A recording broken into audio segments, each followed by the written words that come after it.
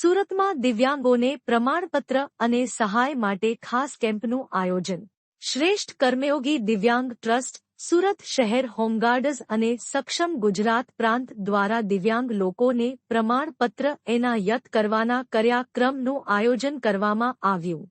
ડો. પ્રફુલભાઈ શિરોયાના માર્ગદર્શન હેઠળ civil hospital સુરતના સહયોગથી પરમસુખ ગુરુકુળના પ્રાંગણમાં જગત સ્વરૂપ સ્વામીજી અને Anand Swamiji, Lions Club of Surat ઈસ્ટના સહયોગથી દિવ્યાંગ વ્યક્તિઓ માટે સિવિલ સર્ટિફિકેટ, બસ પાસ, સંત સુરદાસ યોજનાના ફોર્મ, રેલવે કન્સેશન સર્ટિફિકેટ વગેરેના કામો માટે એક કેમ્પનું આયોજન કરવામાં આવ્યું હતું, જેમાં તબીબી અધિક્ષક સિવિલ આર.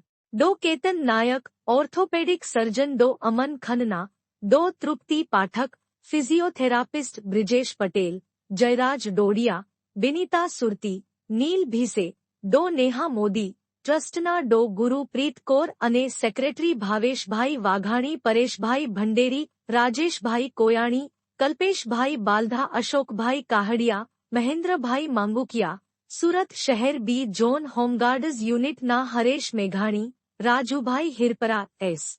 લોનારી, પી. ગોસ્વામી, જે. દેસાઈ ઉપસ્થિત રહી દિવ્યાંગ વ્યક્તિઓને મદદરૂપ થયા હતા. આ આયોજનમાં 135 થી 140 દિવ્યાંગોને લાભ થયો હતો. રિપોર્ટર મંગુરામ વર્મા.